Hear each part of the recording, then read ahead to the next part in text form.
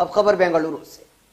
اسلام اور مسلمان دشمن مسلمانوں کو نقصان پہنچانے کے لیے ہر وقت کچھ نہ کچھ کرتے رہتے ہیں۔ اغیار ہر چیز سے مسلمانوں کو تکلیف دینا چاہتے ہیں، وہ کوئی بھی موقع چھوڑنا نہیں چاہتے۔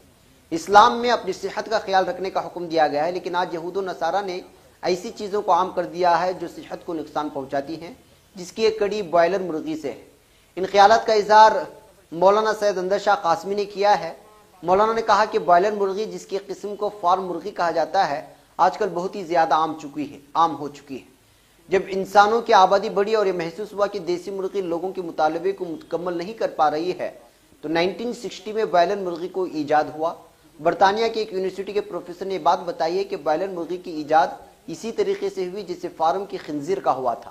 مولانا نے کہا کہ جب اسلام مسلمان دشمنوں کے معلوم ہوا کہ بوائلر مرغی کا مطالبہ بڑھتا جا رہا ہے، تو مسلمانوں کو تکلیف دینے کے لیے انہوں نے مردار چیزوں کو ان کی غذا میں شامل کر دیا، جس میں مردار جانور کا خون اور انتڑیاں شامل ہیں۔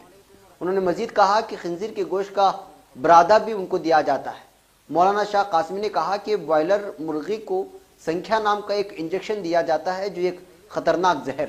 انہوں نے کہا کہ اس قسم کی مرغی میں کوئی طاقت نہیں ہوتی، اسے وقت سے پہلے انجیکشن وغیرہ کے ذریعے موٹا اور بڑا کر دیا جاتا ہے، جو صرف آنکھوں کا دھوکہ ہوتا ہے اور اس کا استعمال اپنی صحت کو نقصان پہنچاتا ہے۔ انہوں نے کہا کہ ہم یہ نہیں کہتے کہ بوائلر مرغی حرام ہے، لیکن مسلمانوں کی معقولات اور مشروبات میں حلال ہونے کے ساتھ پاک ہونا اور صحت کے لیے نفع بخش ہونا ضروری ہے، جس کی ایک مثال انہوں نے بتائی کہ تھوک حلال ہے لیکن اس کا استعمال نہیں کیا جاتا کیونکہ وہ پاک نہیں۔ مولانا سید اندر شاہ قاسمی نے اپیل کی کہ آج ہی سے بوائلر مرغی جیسی زہریلی خوراک لینا بند کرے اور اپنے رفقا کو بھی آگاہ کرے، ورنہ مستقبل میں اس کے نقصانات اور کئی ایسی بیماریاں سر اٹھائیں گے جو سنبھالا نہ جا سکے گا۔ اس کے بدلے دیسی مرغی وغیرہ کا استعمال کرنے کی انہوں نے تجویز پیش کی ہے۔